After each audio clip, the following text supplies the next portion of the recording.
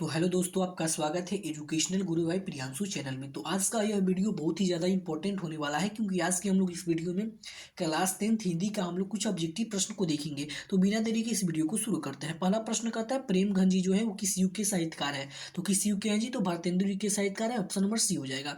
अगला प्रश्न, जीर्ण जनपद की किसकी कृति है? जो जीर्ण जनपद रचना है वो प्रेमगंज जी की है। ऑप्शन नंबर ए हो जाएगा।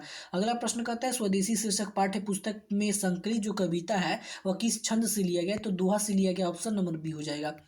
अगला प्रश्न कहता है, विदेशी से कवि का क्या तात्पर्य है? मतलब विदेशी का अर्थ क्या है इस कविता में? तो विदेशी का अर्थ यहाँ पर बताया गया है ब्रिटेन के लोग। कहाँ के लोग? ब्रिटेन के लोग बताया गया है। अगला प्रश्न है कि स्वदेशी शीर्षक पाठ में दोहा कोश जो है, मतलब कि जो दोहा है वह किस पुस्तक से लिया गया है? तो जो स्वदेशी पाठ है वह किस पुस्तक से लिया गया है? तो जो स्वदेशी पाठ है वह प्रेमगंज सोरस से लिया गया। Option number A. अगला प्रश्न कहता है कि प्रेमगंज ने किस समाज का स्थापना किया? तो प्रेमगंज जी जो है वो रसिक समाज का स्थापना किए हैं। ऑप्शन नंबर सी हो जाएगा। क्वेश्चन पूछेगा, अगर प्रेमगंज जी जो रसिक समाज का स्थापना कब की है? तो 1874 ईस्वी में। ऑप्शन ये हो जाएगा। ठीक है। अगला प्रश्न कहता है, गुरु नानक की रचनाओं का संग्रह किसने किया है? तो गुरु अर्जुन देव महाराज गुरु नानक की रचनाओं का संग्रह किया। Option number A. अगला प्रश्न है, गुरु नानक की रचनाओं का संग्रह किस नाम से प्रसिद्ध है? तो गुरु ग्रंथ साहिब के नाम से प्रसिद्ध है। गुरु नानक की रचनाओं का संग्रह किस नाम से प्रसिद्ध है? तो गुरु ग्रंथ साहिब के नाम से। अगला प्रश्न, गुरु नानक मतलब राम नाम बिनु बिरथे जागी जन्म या इस पद में किसकी आलोचना किया गया? तो बाह्य आडंबर को, मतलब जो बाहरी वेशभूषा को पहन करके, जो बड़े बड़े दाढ़ी को रख करके, कमंडल लेकर के जो घूमते हैं बाबू साधु संत लोग, उसको आडंबर माना गया है, उसको आलोचना किया गया है इस राम नाम बिनु बिरथे जागी जन्मा पाठ में। ठीक है। अगला प्रश्न कहता है कि रहीरास किसकी कृति है? तो रहीरास जी जो है वह गुरु नानक जी की कृति। ऑप्शन नंबर ए हो जाएगा। अगला प्रश्न है कि गुरु नानक किस भक्ति धारा के कवि है? तो गुरु नानक जी निर्गुण भक्ति धारा के कवि है। Option number B. अगला प्रश्न है, गुरु नानक जी का मृत्यु कब हुआ? तो 1539 ईस्वी में। ऑप्शन नंबर सी हो जाएगा। अगला प्रश्न, राम नाम बिनु बिरथे जागी जन्मे यह पंक्ति किसकी है? तो गुरु नानक जी की है। ऑप्शन नंबर ए हो जाएगा। ठीक है। अगला प्रश्न कहता है कि शेक्सपियर किस भाषा के कवि है? तो शेक्सपियर जी जो है अंग्रेजी भाषा के कवि है। Option number B. अगला प्रश्न, टोल्स्टॉय किस भाषा के साहित्यकार थे? तो रूस भाषा के साहित्यकार थे। किस देश के? तो टोल्स्टॉय जो है रूस देश के साहित्यकार थे। अगला प्रश्न, गांधी जी की दृष्टि में उदात्त और बढ़िया शिक्षा क्या है? तो अहिंसक प्रतिरोध, मतलब ऐसा शिक्षा जो अहिंसा से प्रतिरोध हो, मतलब जिसमें हिंसा उंसा नहीं किया गया, उसी को अच्छा मानते हैं और बढ़िया शिक्षा मानते हैं। कौन? गांधी जी।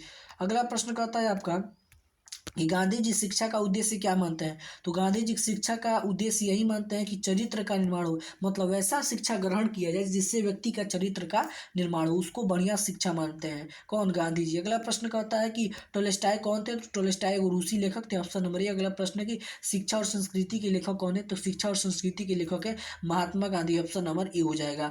अगला प्रश्न कहता है कि बहादुर शीर्षक पाठ में किसकी कहानी है? तो नेपाल की एगो गरवी गोरखे की कहानी है। मतलब नेपाल का एगो गंवारी, मतलब गांव का एक लड़का, एगो गोरखा, मतलब वो गोर कलर का लड़का था, गोरा था, उसी की कहानी है बहादुर पाठ में। सूखा पत्ता किस लेखक की कहानी है? तो सूखा पत्ता किनका है जी? तो सूखा पत्ता जो है हजारी प्रसाद द्विवेदी जी की है।